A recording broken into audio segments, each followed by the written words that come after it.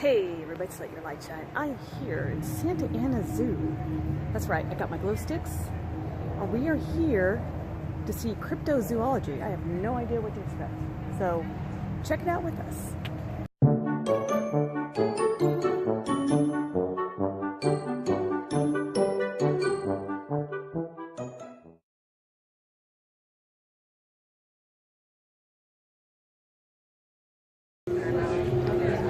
As we await for the show to begin, the creepy music.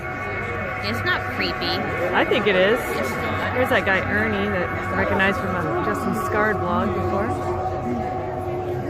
He's normally at the Hal Waffle House. That's where I've seen him before. How many of you is your first time at a Haunted Orange County event? Wow, quite a few of you. Okay, how many of you have been on our ghost walks? A few of you. So we have some going on tonight. We have one in downtown Santa Ana. We also have another one in Black Star Canyon.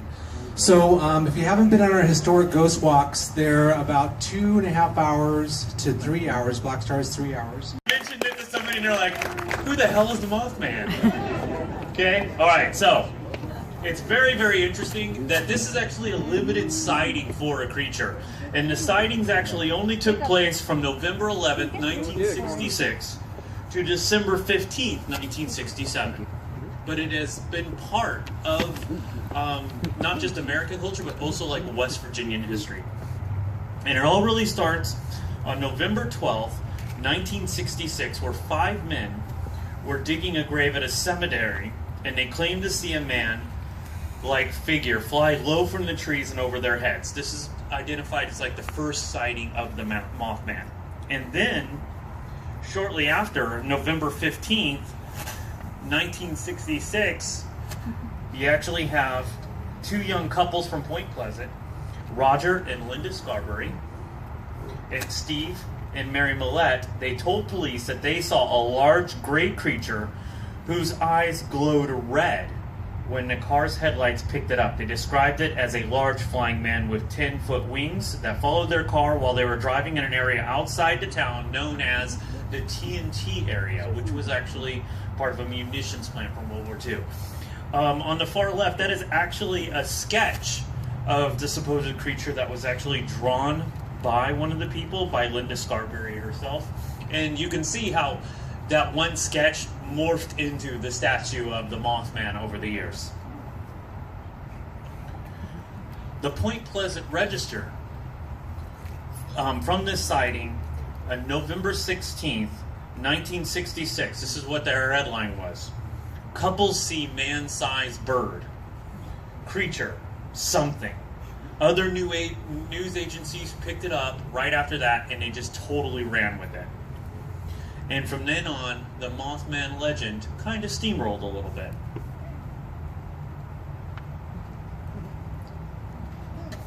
I'm not making this stuff up. It gets better. Okay? Now, the Mothman story actually gets a much wider audience with this guy by the name of Gray Baker, and it actually takes place in 1970. Gray Baker, who died in 1984, was an American writer, and he was actually best known for a book that he wrote in 1956 that was called They Knew Too Much About Flying Saucers. He's the guy who invented Men in Black. Okay? I love it. Okay. Who likes the Jersey Devil? Yeah! Okay. See, the reason I like the Jersey Devil, does anybody know what my regular job is? I teach elementary school history, okay? And the Jersey Devil is actually directly linked to the Revolutionary War. Yeah, okay? So the Jersey Devil, also known as simply the Leeds Devil, is a legendary creature told to haunt what's known as the Pine Barrens in Jersey.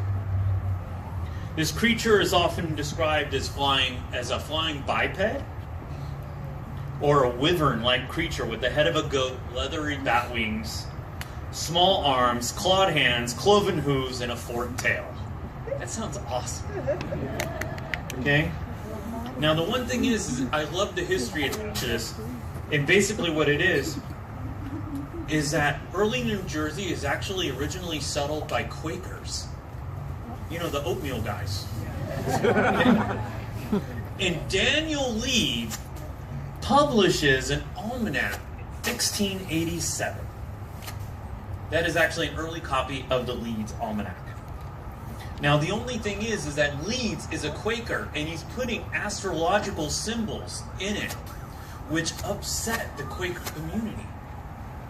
And so, he is actually eventually kicked out of the Quaker community. He will strike back with a vengeance. He will actually later write a book known as the Temple of Wisdom, which is published in 1688. He basically stole a whole bunch of occult stuff and combined it and then published it under himself. And then he's going to start publishing anti-Quaker tracts. He then eventually quarrels with them to the point that he will retire in 1713, and he gives the business to his son Titan. And then Titan starts to use the family crest at the top of the almanac, which was a wyvern, or a dragon. Now, who is Titan Leeds' biggest enemy? Benjamin Franklin. Okay, why? Because Benjamin Franklin starts writing his own almanac in 1732. So it's like the War of the Almanacs is on. In 1733, Franklin uses astrology to predict the death of Titan. Titan doesn't die.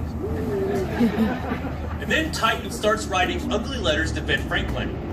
And Ben Franklin publishes these letters as he is simply writing to me as a ghost. There's the Leeds, the wyvern. Okay. That is actually the symbol for the family. Now, where does the actual story of the Jersey Devil come from now? It comes from Titan Leeds' wife. And the story is that after 12 children, she said, as she was giving birth to their 13th, let this one be the devil. And she gave birth to that. In January 1909, there were several reported sightings of it, and even people today still claim to spot the Jersey Devil in the Pine Barrens. And there's even a great tour company that gives Jersey Devil hunts once a year. I'm definitely going to Jersey. Bigfoot. Oh, yeah. It's easy.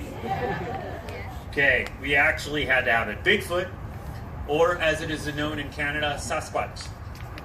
Okay, is mentioned in several Native American legends. The first sighting of a Sasquatch by a white man comes in 1811.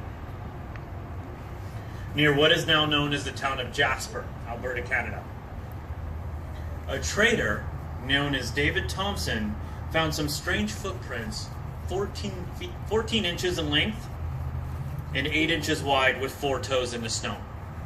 Of a Salish Native American word Sakwitz, which means wild man or hairy man. And J.W. Burns coins the name in the 1930s. He was actually an agent for this tribe. In 1884, an article in the Victoria British Colonist, often cited as the earliest documented evidence of Sasquatch sighting. This article describes the capture of a half-man, half-beast, which they called Jocko. And they actually said that they found him sleeping, and they hunted him down and chased him, and then they clubbed him over the head and took him as a prisoner. Because that's what you do. Okay? Mm-hmm. And the one thing is that newspapers totally ran with the idea of Jocko. They called him the wild man of the woods. And so a lot of people actually think, because there were, of course, no photographs or anything like that, there's these random things. Many zoologists and biologists actually believe that Jocko was probably a chimpanzee. that was perhaps purchased in Africa from a sailor or merchant, and then they found that it found its way up into Canada, maybe was turned loose by its owner. They did describe him as something of the gorilla type, standing 4 to 7 inches in height, weighing about 120 pounds, with long hair, strong hands, and its hands and feet are covered with glossy hair about 1 inch. He possesses extraordinary strength, and he'll take a hold of a stick and break it by wrenching it or twisting it, which no man can do. That's just one case. There's been sightings of these Bigfoot creatures everywhere throughout the entire world. I didn't say the pictures were good. Okay? According to what is known as the BFRO, which is the Bigfoot Field Research Organization, there are Bigfoot sightings in all 50 states, from 5 spotted in Rhode Island, all the way up to 130 individual sightings in British Columbia. But they're also spotted in Russia, China, the Himalayas, and even Central and South America. So let's take a look at some of the most famous Bigfoot evidence. Oh, I love this. Even Willow Creek. Have anybody been to Willow Creek? I know Ernie has. Yeah, that's like the Bigfoot capital. Okay, the famous Patterson-Gimlin film. Has anybody not heard of this? Okay, good. Okay. The Patterson-Gimlin film is probably the most famous of the Bigfoot photos.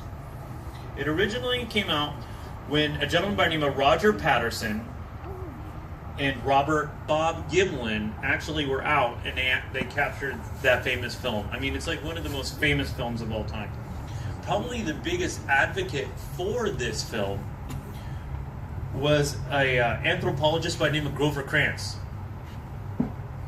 And he went into like how the knee bend is different than a human, the stride is different, the toes lift up differently. And so this actually became like one of the biggest advocates for the Bigfoot, this being a legitimate Bigfoot footage. Now the only thing is the idea of like picking up a knee and placing your foot wrong and stuff like that is also something that can easily be imitated or changed by somebody in a suit. And then, of course, one of my favorite becomes known as the North American Science Institute.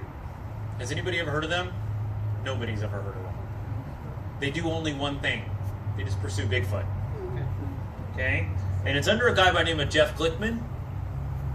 And he spent $75,000 simply looking this film over. I could really use that money. Okay? And then he publishes this huge paper in 1998. And the publication on this is called Toward a Resolution of the Bigfoot Phenomenon.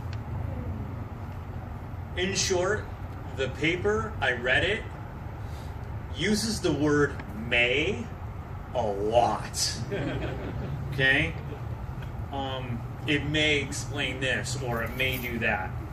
Now, as to unfavorable people for this film, the most unfavorable person to this film that came out in public was actually Bernard Hevelmans, the guy who started the cryptozoology movement.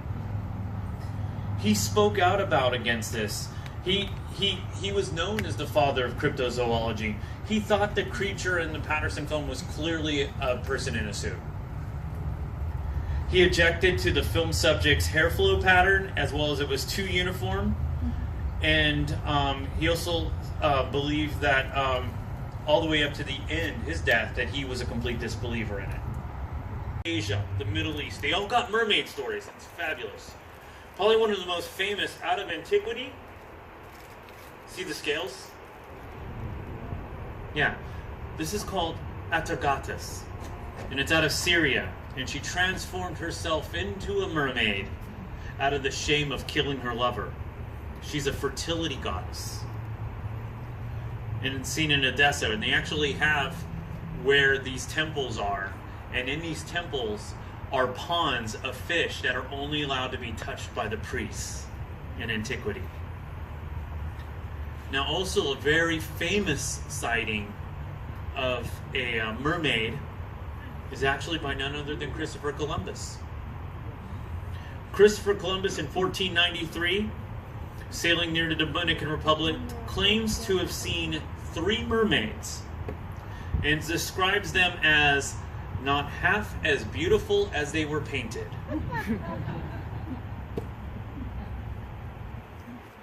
The Rysalskos, mermaids that are seen throughout the Slavic areas. And mermaids are even in Hinduism. This is Savanachi, the Golden Mermaid, the daughter of Ravana that appears in the Cambodian and Thai versions of the Ramayana.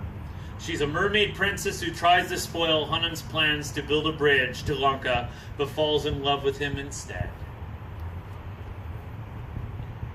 In 2009, dozens of people actually report seeing a mermaid doing aerial tricks off of the Israeli coast in Kiryat Yam, and they offer a $1 million reward for proof of this. And then, of course, one of my most famous mermaids is P.T. Barnum. Yeah, he basically sewed a monkey and a fish together.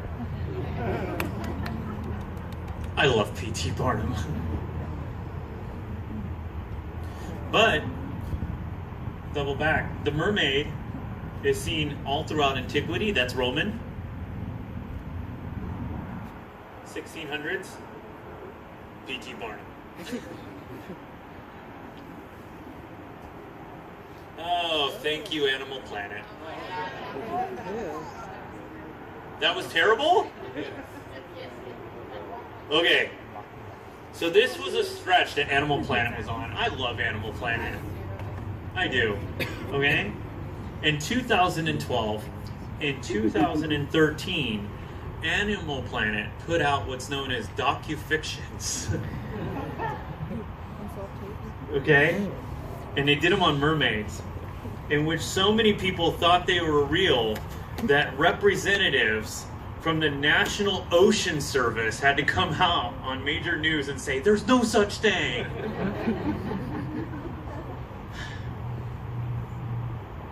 Did you guys see this when it came out? It was actually amazing. Yeah, it was. And I know a lot of people that are like, did you see the mermaid photo? And I'm like, that's awesome. Okay, you guys ready to see a mermaid? Yeah! That's how come I love it when Columbus is like, they're not as beautiful as they're painted. Sorry, Columbus. Okay, yeah, manatees. Okay? Also, a lot of people may actually think that they may be dolphins, or certain breeds of whales have also been mistaken for mermaids. I don't know, man. Manatees are freaking cute. So, I'll take them. Loch Ness. Been to Loch Ness? I wish. 2 people. Nice. Okay, so, first off, I get a lot of people are like, how big could Loch Ness be? So let's talk a little bit about what Loch Ness. Okay, there is more water in Loch Ness than all the other lakes in England. At least a carpool. Okay? There were even sightings. I love this. Nessie footprints. The Bigfoot people got jealous immediately. Okay? So they actually found what they thought were Nessie footprints, and they took them to the Royal Society in England, and the Royal Society basically said, dude, these are like rhino footprints, and they're taxidermied rhino footprints. But this is actually, that one photograph is probably the most famous sighting ever. Come on, you love it. Okay. Now, scores of tourists will actually descend on the Loch Ness in boats and decks waiting for the appearance of Nessie. It's still like super famous. Now, one of the things that a lot of people actually think that Nessie might be is a plesiosaurus, which is actually an aquatic dinosaur, but the only problem is they died about 65 million years ago. And another thing is that people might think that might be something else, such as a primitive whale with a serpentine neck. But the only problem is those are also extinct.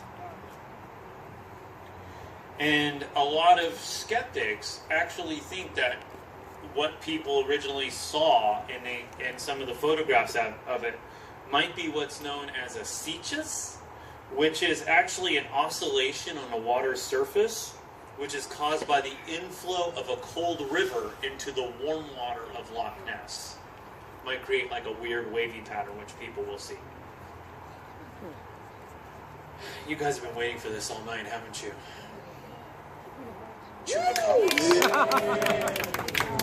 I love me some chupacabras. Okay? The chupacabra, also known as the goat sucker. Oh, yikes. Now, the most common description of a chupacabra is that of a reptile-like creature said to have leathery or scaly greenish-gray skin and sharp spines or quills going down its spine.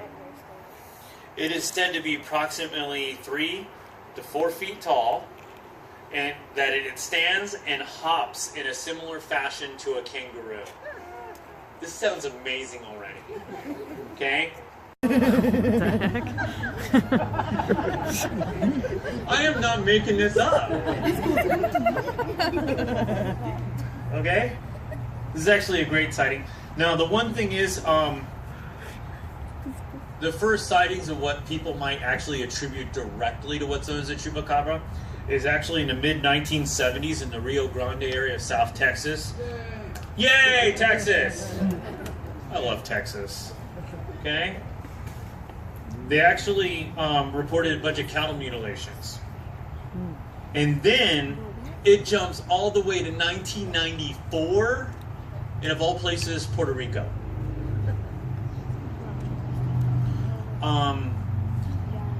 From then on, you're going to get multiple sightings. Chupacabras are blamed for multiple livestock and pet deaths, and by 1996, this whole line of attacks. Everything from Oregon to Michigan. And they have dead cows and sheep. Some people say that it's even able to take flight. One of my favorite, this is actually a witness said in 1996, a 7-year-old boy said he saw a creature that stood on his bed and briefly on his chest. Both the older and younger Espinosa family members described him as smelling like a wet dog. Or it could have been a wet dog. Okay. In August of 1995, with a woman by the name of Madeline Tolentino, who reported seeing a creature in her hometown that had killed up to 150 animals. Now, the one thing is that there was a very famous paranormal investigator by the name of Benjamin Radford, who was writing a book. He spent 5 years writing a book just on chupacabras. And he wrote a book called Tracking the Chupacabra. And when he asked the woman to describe what she thought a chupacabra actually really looked like, she came up with this. Really? And then when Benjamin Radford really started getting to talking to her and stuff like that, it basically boiled down that she actually thought that the movie Species was really going on in Puerto Rico. So Ben simply said, the most important chupacabra description cannot be trusted. Fair enough? Yeah. Okay. They are real only in Texas. Jackalopes are only real in Texas. Did you get that? Yeah. In New Mexico, yes, they are real. Okay. Ernie, would you like to come up, sir? Yay, Ernie. Everybody, give a round of applause for Ernie. Come on out. All right, Ernie.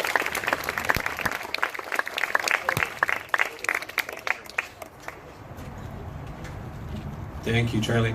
Let's have a round of applause for Charlie.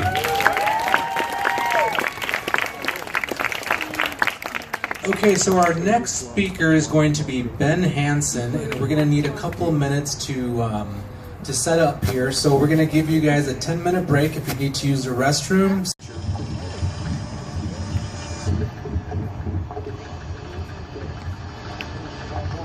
Looks like a buffalo or something. Okay, it looks like a black lion. You kind of see the thing undulating like this and the tail moving. So if you've seen our show, what we'll do is we do experiments. And we try to replicate this thing. So where did we start? We got a lion. Okay. We wanted to just turn him loose on the moors. Like, go. Paint him black and everything, but no, we had to go to a zoo. It was fun. We got really up close and personal. And we had our video editors, we filmed the lion and then they superimposed it the best we could onto the background of the moors, okay, to see if it moved the same way. And it did. I mean, it was really good. We didn't get the thing, you know, cruising as fast as that was, but we did get it moving. Then we took a look at ponies. Okay, we had some ponies run and that didn't look as good. I mean, the thing just didn't glide like it was supposed to. And we tried a couple of other things, and finally we went out with a cryptozoologist who he knows the area very well, and we started kind of going around and looking for stuff there in the moors. Well, when it got dark, I took out our thermal camera, and I went out with Austin on our show, and this did not make the episode. As we were going out and looking around, I spotted something in the thermal camera. And it was moving really slow at first, kind of in and out of the trees. I was like, Austin, come here, we gotta go. Come on. And I started jogging, I started running, and I'm looking through the viewfinder, okay, of the thermal camera trying to find this thing, and I was freaking out. This thing was huge, it was this big heat signature, and going back to the moors, and you kind of see there's these little peat moss areas, you jump up. So I came running, now I'm almost at full speed, and I jump up over this moor, and I kind of sunk down into it, and I tripped face forward really hard into a pile of pony poop. I laid both hands right into it and barely saved my face from going right in the middle. And as soon as I landed, I said it. And Austin is just sitting there laughing at me. The camera guys are behind us. They couldn't keep up. And I don't know why they didn't put it in the TV show. I guess it took away from the scariness of it. But it turned out we were looking at cattle. So, palooza of paranormal activity. Say that fast. There is so much going on in this hot spot that it's claimed that to be the most scientifically studied hot spot in the world. Okay? Robert Bigelow, who owns Budget Hotels, okay, Budget Car Rentals, he has kind of this little hobby of his that he loves the paranormal, he loves UFOs, he loves all this stuff. He'd heard about a family called the Shermans. The Sherman family bought this ranch. I believe it was late 80s, early 90s. They bought this ranch. And they had a problem. On the ranch, as soon as they moved their cattle, the cattle started disappearing. The cattle showed up mutilated. The cattle were scared. The cattle wouldn't go into certain parts of the ranch. They were having poltergeist activity. Things in their house, they would set something down, it would fly across the room or go missing. They were seeing UFOs, large things. One of them described as a Winnebago, which is kind of weird. Came down and nearly landed on their roof. One looked like a refrigerator. I know, it sounds strange. But UFO light activity, everything going on in this ranch. Okay, one particular, well, a lot of stories. If you're interested in this, read the book Hunt for the Skinwalker, written by a friend of mine named George Knapp. He's often on Coast to Coast, if you listen to that at night. And he's the Vegas news reporter who broke the story about a secret airbase you might know as Area 51. He broke the story about this because he was there and spent some time interviewing the people that Bigelow sent. Bigelow created a science team who spent a couple of years. What they would do is they would bait these creatures or whatever was out there, and they would bring their own cattle in and put cameras everywhere. Okay?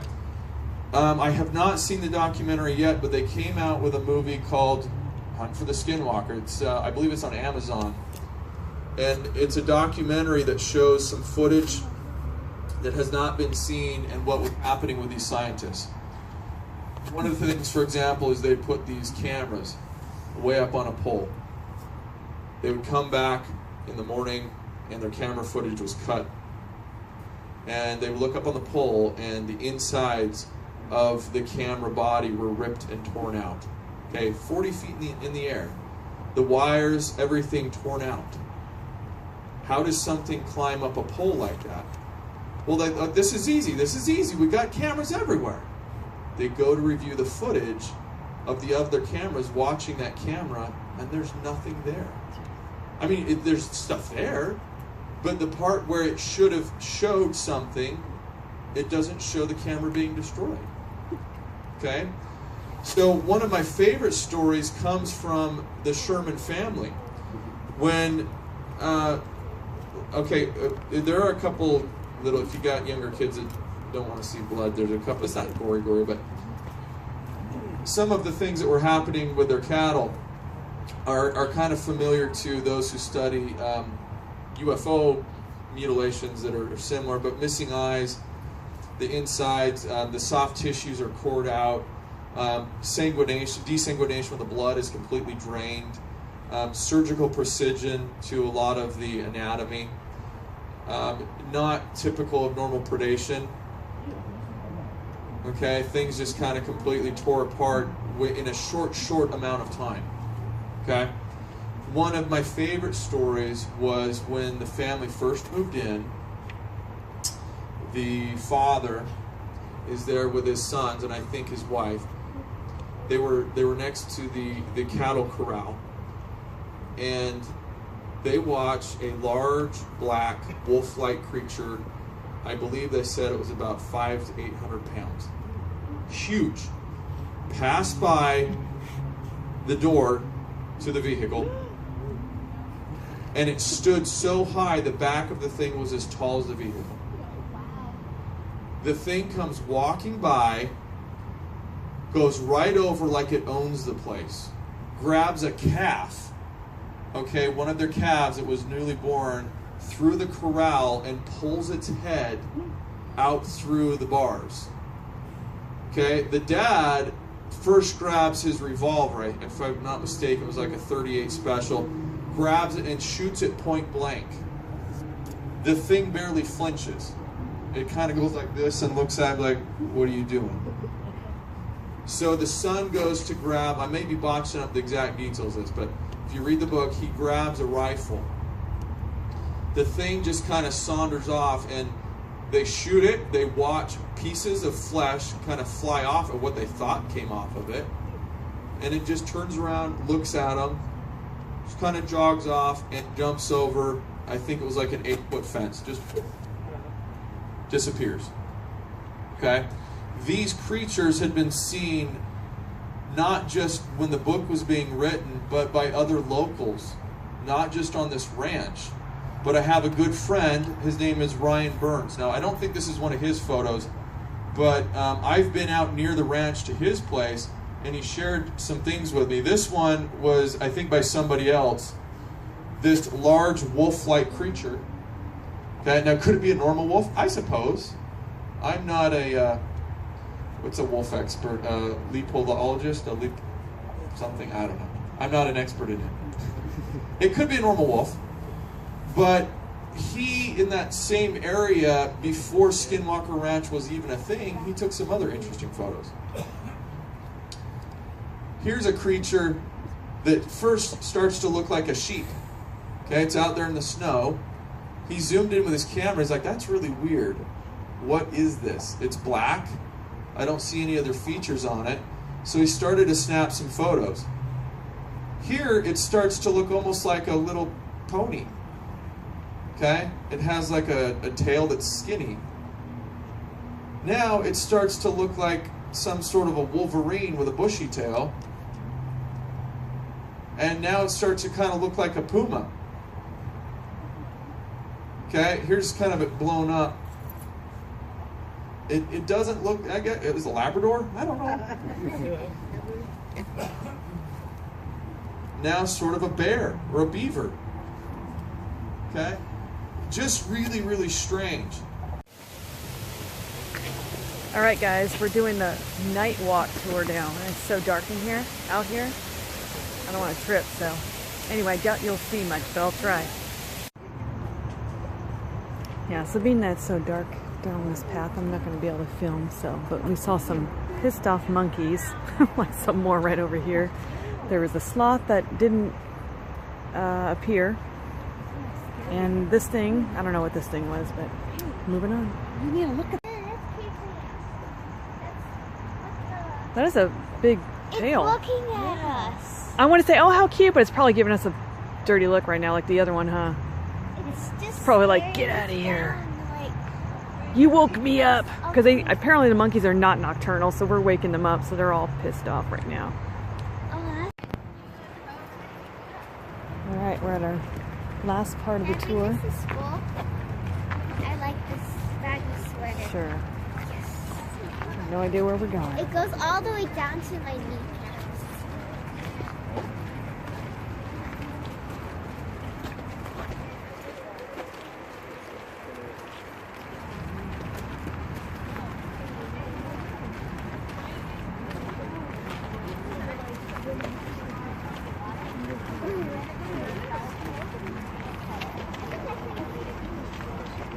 An owl.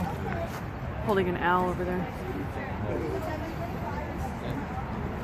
Okay, cool. Guess we'll have to go get a little closer. Yeah, it's pretty cool. Like I was saying earlier, as you saw him trying to get away, that's called baiting. If he were to take off, he would have to take my arm with him. I'm literally attached to him. The best way to get him to put all this stuff on him is he loves head scratches. Loves it. I can't tell if he's close in the badge or not. He's not. This is the only time he's ever been nighttime. So he's seeing this all night for the very first time. Normally we don't have our owls out this late. So yes, this is a new one for him. So like I was saying earlier to one group, it's called a ratchet system, where if he wanted to take the circulation out of their hand, he totally could. Because if he's catching a mouse in midair and it's biting on his feet, he can squeeze while relaxing, squeeze while relaxing. So luckily he hasn't figured out how to do that. He looks so soft. 2.5 pounds. It doesn't sound heavy, but when you look hard, it's heavy. Like when you're like, oh, you're here. Getting very blurry. It's okay, that was only a slap in the face. So if he were to get away, he would have to take my entire arm with him. Oh, geez. That wouldn't be fun. He loves head scratches. He loves it. Alrighty, guys, we are finished here. Sorry that the recording sucks because it is dark and dank, and You should never film. my phone doesn't take good video. So And I am wearing a huge sweater. maybe next Guys, my next scroll upgrade. all the way. Look how far. And you got a big old It keeps- jacket. It was cold keeps today. Going. It keeps going. Santa Ana. Keep going. Keep going. It keeps Yeah, we going. already got it done. Alright, saw this from afar. I thought, holy cow, what if that thing was real? What is that? Oh, good lord, that thing is scary. Anyway, venturing back out to the group because I just went off-site here. All right, back to the entrance. All right, so I'm just gonna end this vlog. Don't forget to like, share, and subscribe. Thank you for watching. Sorry it was kind of a long one, but it was fun. So check out these cool tours. Bye.